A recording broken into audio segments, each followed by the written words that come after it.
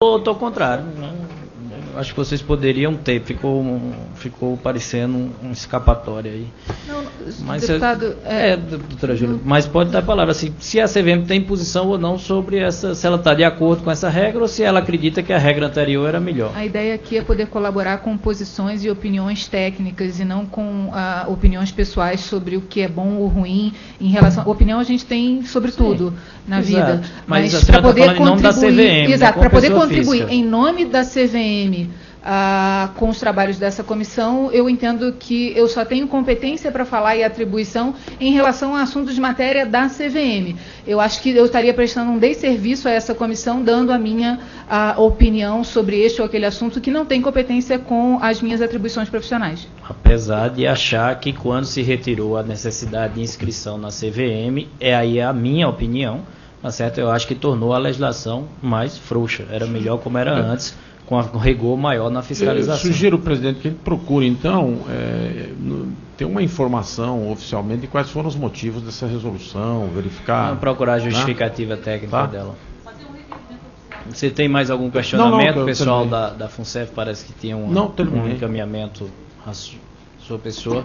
E uma pergunta do deputado Marcos Pestana, que ficou em aberto. Deixa eu ver se tem mais algumas perguntas aqui, não, mas... É uma empresa, para ela entrar no mercado de fundos, fazer essas negociações, tem que ter um tempo mínimo? Tem? Tempo mínimo de quê? Ela tem que ter autorização da CVM. Para ter essa autorização da CVM, tem que ter 3 anos comprovada de experiência. No setor, no ramo, na atividade. Muito bem, deixa eu fazer aqui um questionamento. Nós aqui, dentro os casos que já passaram aqui pela avaliação da CPI, um deles foi o do FIP-CEVIX, com a pessoa do senhor Gerson Almada, que esteve aqui, ficou de retornar após concluir ou não um eventual processo de delação premiada.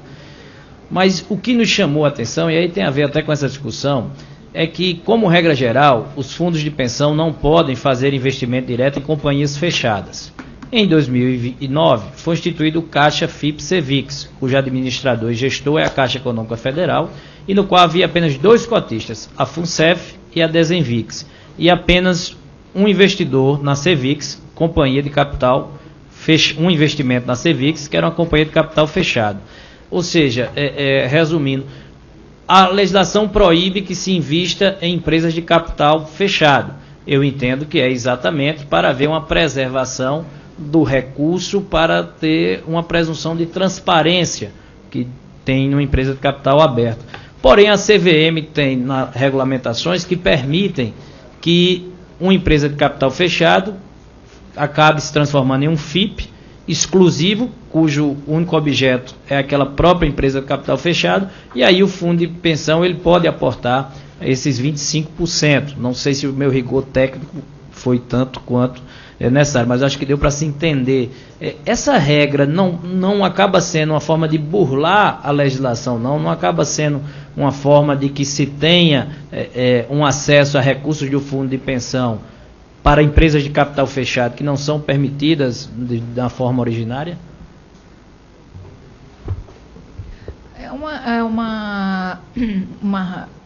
A regulação ela está hoje assim estruturada e não há qualquer irregularidade. Talvez o fundo de investimento em participações, ele, embora invista em sociedades não registradas na CVM, ele em si também tem uma série de regras e restrições e de divulgação de informações para os investidores. Não se optou no âmbito da regulamentação que compete do CMN e da Previc, que estabelece as regras de composição de carteira das entidades fechadas de previdência complementar, não se optou por fazer essa proibição. Mas, enfim, Vossa Excelência tem um ponto que pode ser considerado e sugerido às autoridades competentes. Será sugerido e queria entender qual a posição da CVM também sobre essa regra. Se acredita que é hora de aperfeiçoar, se merece ser aperfeiçoada ou se está satisfeita com a regulamentação que existe até o momento. Do ponto de vista do mercado de valores imobiliários, os fundos de investimento em participação são instrumentos importantes para o desenvolvimento do mercado e para a realização de investimentos em infraestrutura. Mas com a regra específica de uma empresa de capital fechado, que é o único objeto do FIP, que é o caso específico lá da Cevix. Do ponto de vista do mercado de valores imobiliários, estamos confortáveis com a regra da forma como está. Perfeito. A atuação sancionatória da CVM sobre agências de risco, a agência também está no objeto da atuação de vocês. Há alguma investigação sobre a LF Rating? Sabe informar?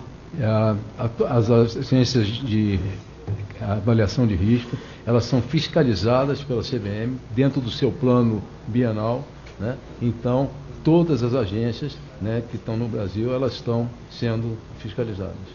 Esse foi até um dos motivos que nós solicitamos. São 6 ou 7. Tem as 3 grandes e 4 pequenas. São 7. Esse foi até um dos motivos que levou a nós ampliarmos os fundos estatais na CVM para identificar atuações de agência de risco, em que fundos específicos as agências de risco atuam. Porque com certeza será um desdobramento da nossa comissão entender essa atuação das agências de risco. Por exemplo, a LF Rate foi responsável por fazer uma avaliação positiva do FIP Canabrava. 4 dias antes do BVA ir à falência, dá o aval positivo ao investimento no BVA, salvo engano, por parte da FUSEF. Então, essas agências de risco, elas têm tido uma atuação que de risco tem tido muito pouco. Parece muito mais um compadrio, muito mais uma atuação de compadrio do que de realmente ir em cima dessa agência de risco. Eu não sei se vocês têm se debruçado sobre esse tipo de atitude.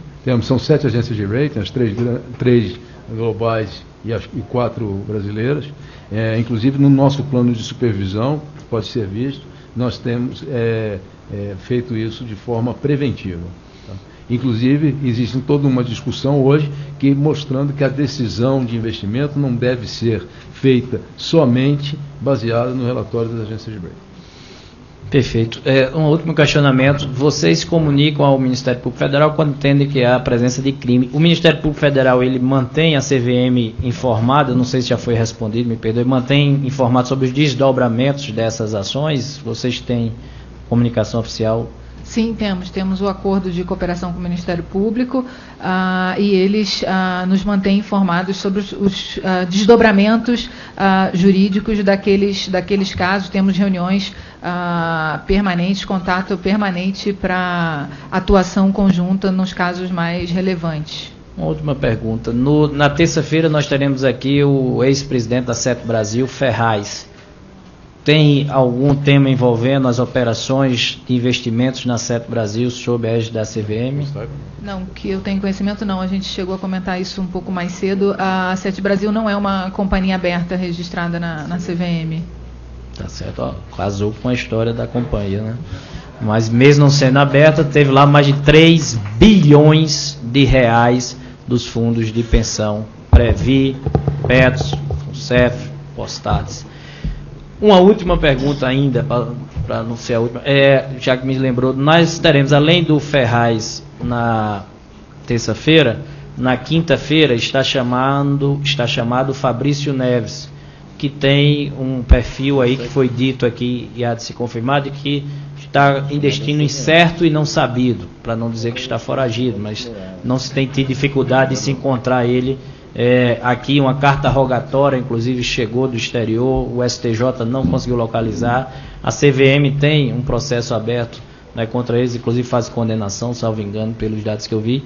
Tem um endereço de Miami, que seria o endereço dele. Vocês têm conseguido, através do acompanhamento do processo, esse contato com o senhor Fabrício Neves ou o representante legal dele?